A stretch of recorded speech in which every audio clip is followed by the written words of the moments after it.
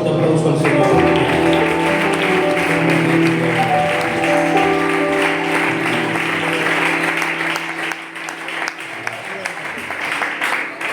Bueno, gloria al Señor. Es un honor, un privilegio que se hayan acordado de mí en esta tarde. Amén. Les doy gracias a los ministerios y, como no, sobre todo, gracias al Señor que me permite predicarles en esta tarde. Amén. La verdad que me alegro mucho de ver la iglesia como está.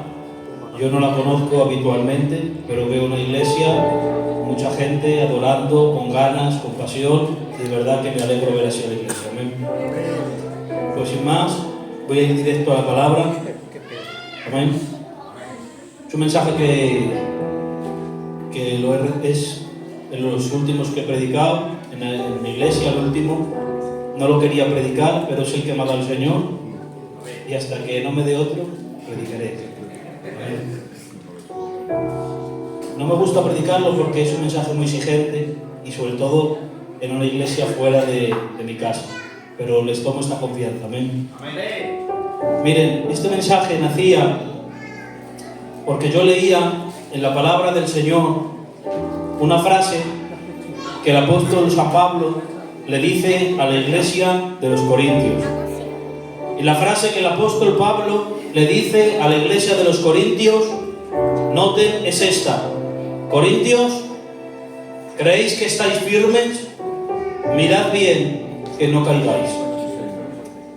Esta libertad de lo que está hablando aquí el apóstol Pablo, ¿creéis que estáis firmes? Está hablando de la libertad del Evangelio llevada al extremo por los corintios.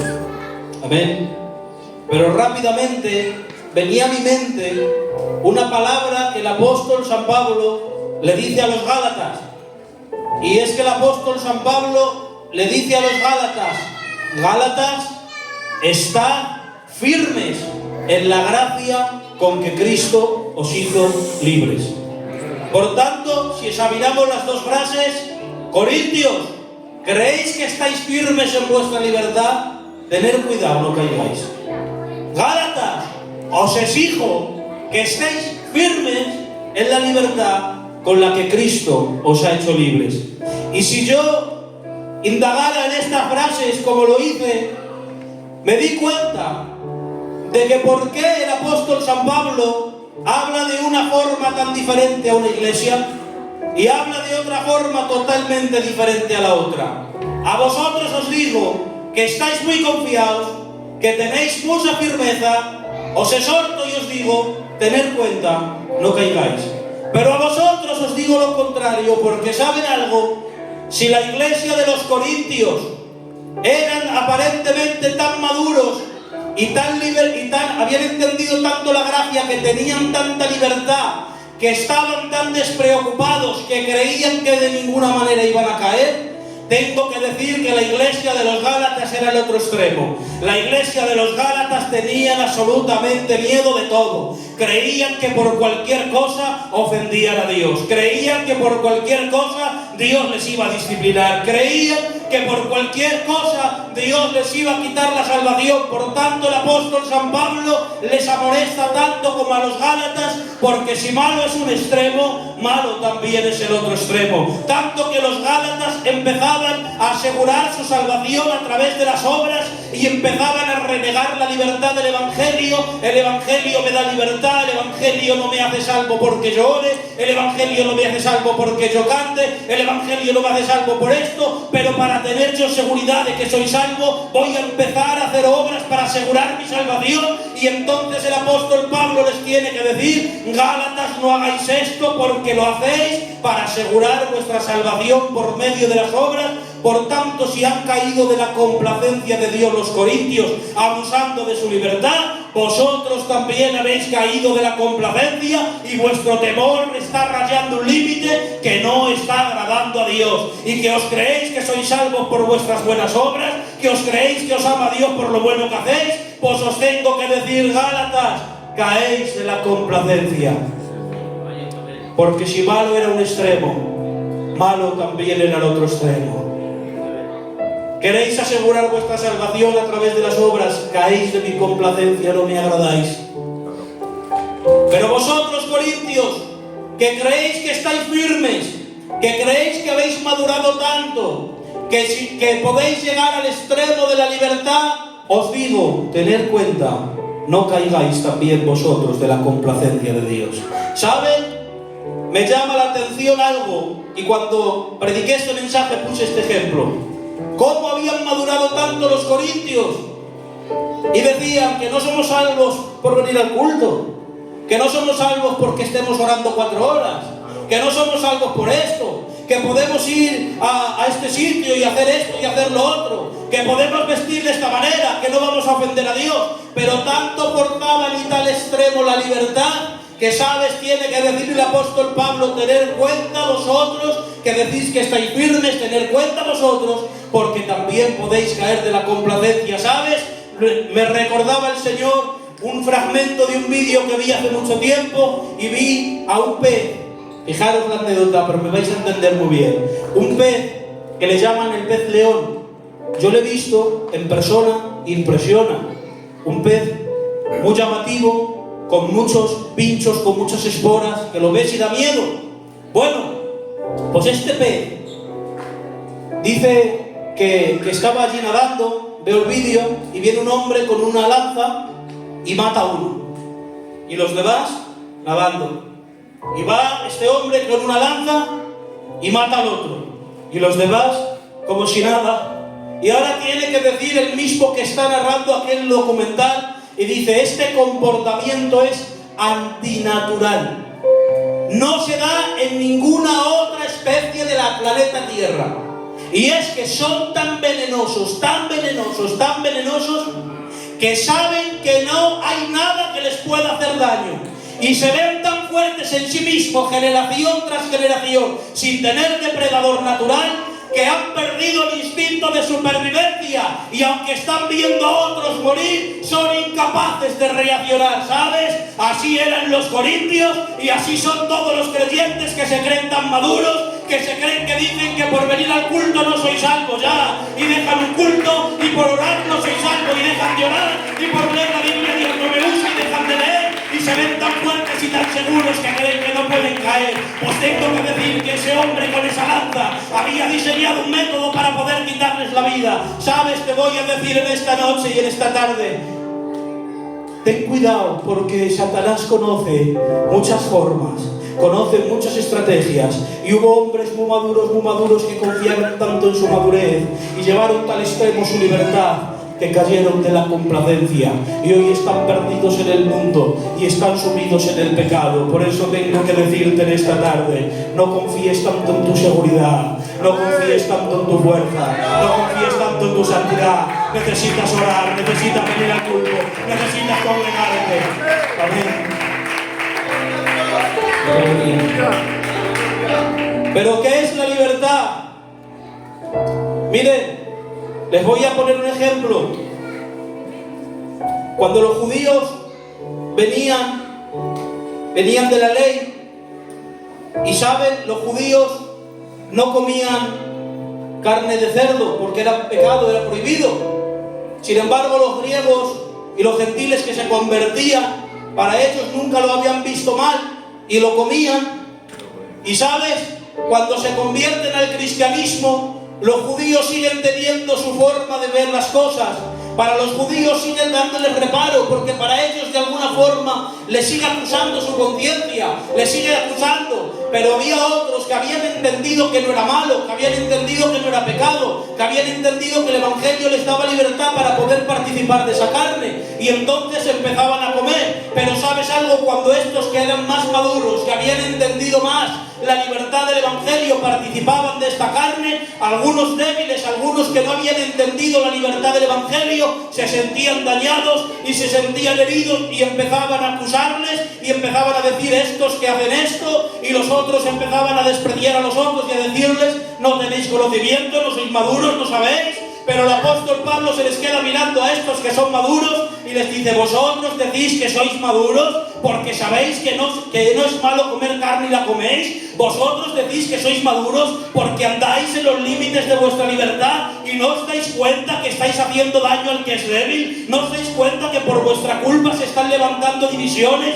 No os dais cuenta que está habiendo contiendas. No os estáis dando cuenta que está habiendo envidias. No os estáis dando cuenta lo que está generando. ¿Y sabes lo que está generando? Está generando los frutos de la carne. Tu libertad está generando divisiones, y las divisiones no pueden venir de una cosa del espíritu. Por tanto, tu madurez y tu libertad mal aplicada está generando los sentimientos de la carne en medio de la iglesia. Sí, porque ser maduro no es tener un conocimiento de mi libertad y tener que practicarla sí o sí. Ser maduro es darme cuenta que a veces estoy practicando mi libertad tanto al extremo que estoy haciendo que las cosas de la carne aflorezcan en medio del pueblo.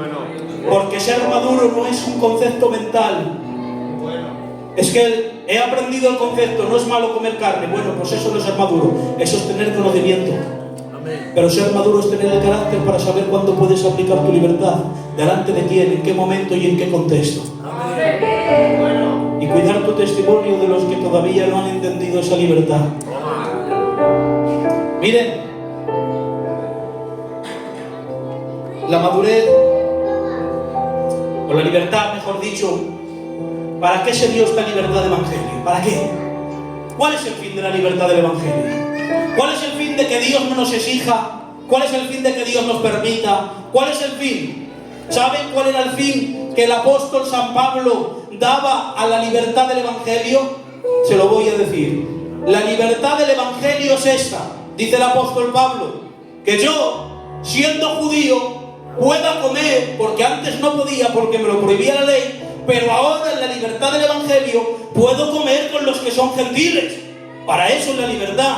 ¿Para qué es la libertad? Para que, siendo yo un hombre sin ley, que no soy salvo por medio de la ley, pueda estar con los que son de la ley y hacerme semejante a ellos. Para eso es la libertad. ¿Para qué es la libertad entonces, Pablo? Decía Pablo: para que, siendo yo un hombre sin ley, pueda estar con los que tienen ley, y para, siendo yo un hombre sin ley, estar con los que están sin ley. Está diciendo el apóstol: la libertad del evangelio está diseñada, dice, para que de algún modo, haciéndome de todos por todos, pueda ganar alguno para Cristo. Para eso es la libertad. La libertad fue diseñada para que el evangelio no se mantuviese en una estructura que chocara con alguna cultura, que chocara con alguna forma de pensamiento, que chocara con alguna época en el tiempo. Y el apóstol Pablo dice: la libertad del evangelio está diseñada para que puedas entrar en cualquier sociedad, en cualquier forma de pensamiento, en cualquier familia, en cualquier contexto social, y puedas ganar alguno para Cristo. La libertad cristiana te da libertad para vestir como quieras, cuando eso rompa una barrera con algún grupo especial para poder atraerlos a Cristo. Para eso es la libertad del evangelio. La libertad del evangelio está diseñada para que puedas ir a ciertos eventos y a ciertos lugares y romper una barrera cultural y ganar alguno para la iglesia. Para eso está la libertad. La libertad no es para que te despreocupes y vistas como quieras y vengas cuando te dé la gana y vayas a donde quieras. No, la libertad tiene que estar sometida al verdadero propósito, y es atraer a la gente a este lugar. Para eso está diseñada la libertad del evangelio, para que sea sometida al propósito de la evangelización. Para eso es la libertad. Para que no seamos, me voy a poner yo, para que no sea yo como aquellos fariseos y escribas que se ponían en la puerta con tantas regulaciones, con tantas exigencias carnales, que dice que ni entraban a la salvación ni dejaban entrar a otros, y les tiene que decir el Señor: has visto, si no fuera tu justicia mayor que la de ellos, no entrarás. Pero Señor, si mira, si son intachables, si son impecables, si guardan la ley, si mira cómo visten, si mira lo que oran, si mira lo que se abstienen, y tiene que decir el Señor que no, que estos ni entran ni dejan entrar, que su santidad externa se está convirtiendo en un impedimento para que otros se acerquen al evangelio. Y es que hay veces que no nos va a condenar condenar Dios por nuestro pecado, nos va a condenar por mantener una santidad externa tan aparente, que estamos desanimando a otros a que vengan a este lugar, haciéndonos ver tan santos y tan perfectos, que estamos desanimando a otros. Señores, cuando el apóstol San Pablo iba y se hacía de todos con todos para ganar a alguno, hacía accesible el Evangelio. Por eso vengo a decirte que seamos como el apóstol Pablo, no con una santidad que haga que otros no se acerquen, sino diciendo: si Dios lo ha hecho conmigo, el primero de los pecadores, lo puede hacer con cualquiera de vosotros, y entrar hasta las entrañas de aquellos lugares y sacar las almas. Para eso es la libertad del Evangelio.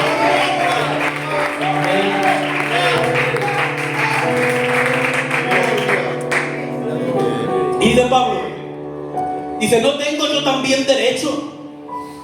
Capítulo 9 del libro de Corintios. ¿No tengo yo también derecho, iglesia? Que soy apóstol. Mira qué clase da Pablo de cómo se usa el derecho, de cómo se usa la libertad. Dice: ¿no tengo yo también derecho, iglesia? Que soy apóstol, y los demás apóstoles reciben un salario, y los demás apóstoles reciben un sueldo, y los demás apóstoles. Podría exigiros, iglesia, podía deciros: darme mi sueldo que me pertenece, que es mi derecho. Y ahora dice el apóstol San Pablo: pero si exigir mi derecho, ahí os ven, pone una traba al Evangelio, mejor sería que yo no abusara de mi derecho, abusar de tu derecho. Nota la frase, ¿eh? Es un derecho, pero se puede abusar de él. Si yo abusara de mi derecho, se desvanecería mi gloria, que es presentar gratuitamente el Evangelio. ¿Cuál es mi gloria? Dice Pablo: renunciar a lo que me pertenece. ¿Cuál es mi gloria? No abusar de lo que Dios me permite. Es mi derecho, podría exigirlo, iglesia. Podía decir: Dios me ha dicho que me deis un sueldo, lo podía decir. Y dice el apóstol: Dios me lo permite, tengo derecho. Pero aun teniendo derecho y permitiéndomelo Dios, si eso va a resultar en poner una traba al Evangelio, en vez de refugiarme en mi derecho y abusar de él y hacer que traiga perjuicio a la iglesia, mejor lo renuncio voluntariamente, porque mi gloria es presentar gratuitamente el Evangelio. Y dice el apóstol San Pablo: porque sabes algo, el dominio espiritual es como aquellos atletas que tienen que competir por ganar el galardón, y por ello se abstienen de muchas cosas. Y dice el apóstol Pablo: si yo quiero ganar ese galardón de la aprobación divina, entonces, así como los atletas se abstienen de los alimentos, se abstienen de la bebida, se abstienen de dormir pocas horas y se disciplinan a sí mismos, quitándose de aquello que les es legítimo para ganar el premio, así yo también, como apóstol, me abstengo de mi derecho, renuncio a mi voluntad con tal de disciplinarme espiritualmente y ganar la aprobación de Dios. Pues esta es la verdadera dominio espiritual.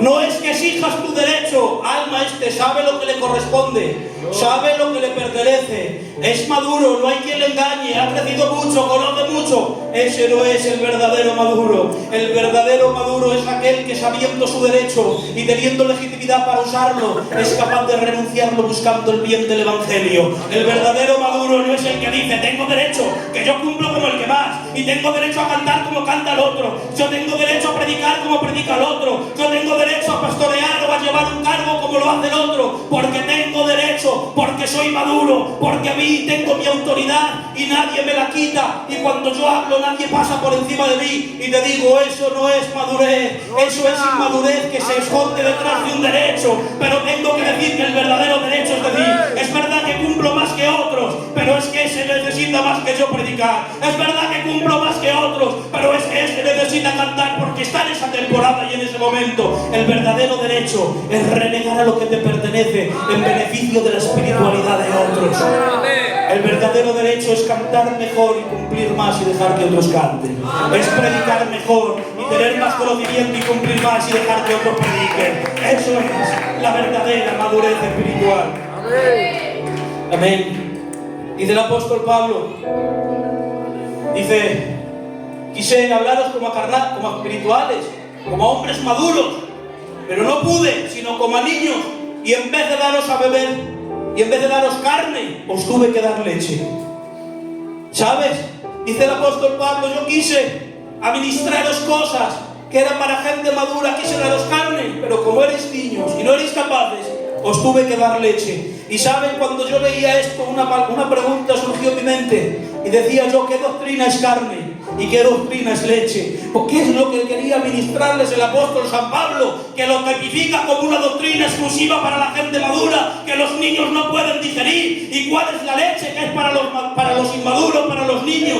Si nos vamos al libro de los Hebreos, dice que la leche son los primeros rudimentos, que la leche es lo primero, lo básico, lo esencial. ¿Sabes cuál es? Dice, la doctrina de la resurrección de los muertos, la doctrina del bautismo, la doctrina de la imposición de manos. Eso es la leche. La leche es aquella doctrina esencial para salvación. Es aquello sin lo cual no puedes llegar a ser salvo. Es la doctrina básica. La leche es saber que Cristo ha muerto por ti, si no, no tienes vida. La leche es saber que Cristo viene por su iglesia, si no, no tienes vida. La leche es saber que Dios es tripersonal, si no, no tienes vida. Eso es la leche, es lo esencial para salvación, sin lo cual no podemos ir al cielo. Entonces, ¿qué es la carne? La carne es toda aquella doctrina que no es esencial para salvación, que solamente los espirituales están dispuestos a abrazarla, aunque la salvación no le va en hecho. ¿Sabes qué es la carne? La carne es decir, si no hago esto, me voy a ir al cielo igual, pero lo voy a hacer por amor. Si no hago esto, me voy a salvar igual, pero lo abrazo porque quiero crecer. ¿Sabes? Te lo voy a decir. Sí, si no oras, vas al cielo igual. Si no vienes al culto, quizás te salves igual. Sí, si no te comprometes, quizás te salves igual. Sí, si te está llamando Dios al ministerio y no quieres pagar el precio, te vas a salvar igual. Pero te voy a decir algo, no vas a crecer, no te vas a desarrollar, no vas a encontrar el propósito de Dios contigo. Por eso te vengo a decir en esta tarde, no nos quedemos tanto en lo esencial, que es esencial, sí, para salvación, que despreciemos lo que es opcional.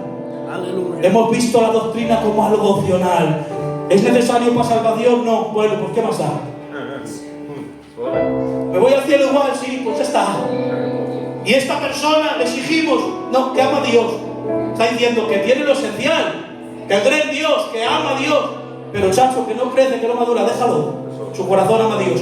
Y hemos dado tanta importancia a lo que es esencial para salvación, que se lo hemos quitado a lo que es importante para crecimiento. ¿Y sabes lo que dice el apóstol Pablo? En 2 de Tesalonicenses, dice: Tesalonicenses, a todo hermano, ahí donde ven, que no reciba todo el consejo que he escrito en esta carta, tenerlo como hermano. ¿Por qué, Pablo? Porque cree lo esencial, pero señalarlo para que se avergüence porque está rechazando la doctrina para crecer. Porque un cristiano que no acepte toda la doctrina necesaria para crecer debería ser avergonzado, debería ser corregido, debería ser motivado a dejar esa forma de vida. No podemos darle tanta importancia a lo esencial que se lo quitemos a lo que no es esencial para salvación. No es esencial, pero si no, no vas a crecer. Bien.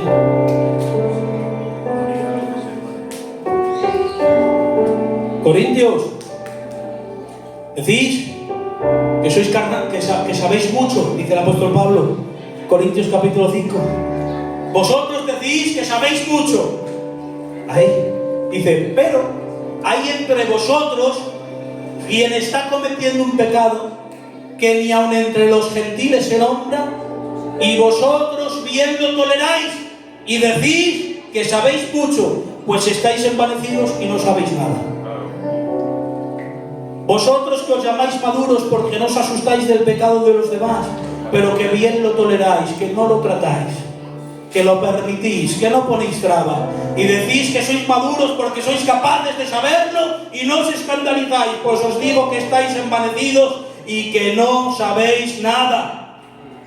Pero nota, hay entre vosotros quien hace pecado que no se nombra ni entre los gentiles, pero dice: pero si entre vosotros hay alguna rencilla, algún roce, no lo soportáis. Es decir, tenemos la capacidad de aceptar dentro de la iglesia, estoy hablando de la iglesia de los Corintios, cosas que escandalizan a los gentiles y que deshonran a Dios, pero no tengo la capacidad de tolerar la más mínima ofensa a mi propia persona, ni el más mínimo roce. Ojalá me preocupara lo mismo de la santidad de Dios que de la imagen de mi propio nombre en medio de la iglesia. Amén. Y vosotros decís que sois carnales, que sois espirituales, pues sois carnales, porque el espiritual es aquel que es capaz de soportar las faltas de tu persona pero que no es capaz de soportar las faltas al nombre del Señor. Ese es el espiritual. El que soporta toda clase de cosas contra Dios, pero no soporta ni la más mínima contra sí mismo, ese ya te digo yo que no es espiritual. Y dice el apóstol Pablo,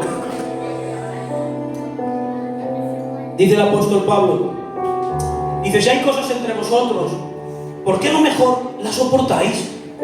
¿Por qué no tenéis la madurez de aguantaros? ¿Por qué no tenéis la capacidad de perdonaros? Dice, no, sino que no soportáis, dice, y os lleváis a juicio. Y dice el apóstol Pablo, ya es una derrota, dice el original, ya es una derrota que no os soportéis. Ahí donde ven, ¿sabes? Que no soportar a tu hermano es una derrota espiritual. ¿Sabes? Que tienes que pedirle a Dios, porque ese es el dominio espiritual, es tener la capacidad de ceder y la capacidad de mirar el bien espiritual de otros antes que tu propio derecho. Ese es. Y si no lo haces, estás siendo suspendido, estás siendo derrotado, porque el verdadero lugar donde más te vas a disciplinar es en la iglesia. Tienes que ser muy espiritual para venir a este lugar, porque van a surgir muchos roces, porque van a surgir muchos choques. Y si no eres espiritual, vas a sufrir muchas derrotas, y vas a sufrir muchas heridas, y vas a sufrir muchos daños. Por eso dice el apóstol Pablo, es mejor que os soportéis, pero encima que no soportáis, que ya es una derrota, que ya es un fracaso espiritual, que tu dominio, tu perfección, tu entrenamiento es soportar a tu hermano, que esa es tu madurez, que no es que ores una hora más, oro 5 a ver si llego a las 6, gloria a Dios, pero si no soportas a tu hermano estás siendo vencido y derrotado espiritualmente. Que esa es la verdadera espiritualidad y la verdadera madurez. Dice, pero encima que no soportáis, que ya es malo, oye, y muy rápido dice, lo lleváis a juicio. A juicio. ¿Saben cómo eran los juicios allí en Roma? Un lugar público, como puede ser, imaginaros, el Parque de Armonía. Se ponían allí un montón de sillas y pagaban hasta entrada para ver los juicios. Y ahora decían, se ha discutido mi primo el Ramón conmigo, y va a haber un juicio público a las 5 y van a llamarse la atención y ahora eso se llenaba de gente. Y pagaban hasta entrada y los ancianos obligados a ir. ¿Te imaginas? Ahora es que ellos eran griegos. Pablo que va donde una hermana y le dice, oye, mira, a ver, la iglesia está sufriendo, reconcíliate con tu hermana. Y le dice esta, no, que venga ella, que ha sido ella la que me ha hecho esto y yo no me humillo. Y va donde la otra, imaginaros, hombre, reconciliaros, mira la iglesia dividida, ya vale esta rencilla, ya vale, juntaros. Y la otra, no, que ha sido ella, si quiere, que venga y que me pida perdón. Y ahora tiene que sacar el apóstol Pablo el mayor ejemplo de perder el derecho con tal de buscar la unión. Y empieza a escribir el apóstol Pablo, haya en vosotros este mismo sentir, el cual hubo en Cristo Jesús, el cual siendo en forma de Dios no estimó ser igual a Dios como cosa que aferrarse, sino que se despojó de su gloria y se hizo semejante a los hombres, y aun en la condición de hombre se hizo como siervo, y aun en la condición de siervo como esclavo, y aun en la condición de esclavo se hizo obediente hasta la muerte y muerte de cruz. Por tanto Dios lo levantó de entre los muertos, lo sentó a la diestra de las alturas de la majestad de Dios, y le dio un nombre que es sobre todo el hombre, para que en el nombre de Jesucristo se doble toda rodilla y toda lengua confiese que Jesucristo es Dios, y que Dios lo levantó de entre los muertos. ¿Sabe lo que me está diciendo el apóstol Pablo? ¿De qué realeza me estás hablando? ¿De qué cultura me estás hablando? ¿De qué razón me estás hablando? ¿De qué ofensa me estás hablando? Más razones tenía Dios, que era Dios, y no lo estimó para aferrarse a ella. Y si hubiese sido por razones, no te hubiese perdonado. Si hubiese sido por motivos, jamás te hubiese hablado Dios. Haya pues en vosotros este sentir que hubo en Cristo.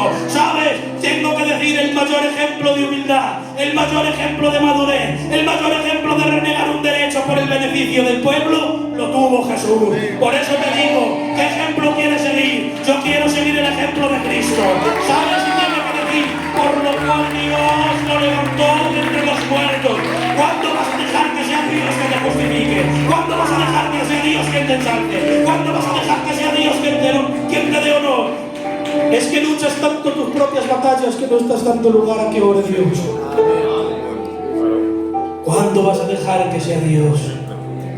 Amén. Aleluya. Vamos a dejar todo. Sabe Dios que cuando tiene razón y cuando no, pero cuando calla le das lugar a Dios. Amén. Señor, por defender tu justicia me aborrecen.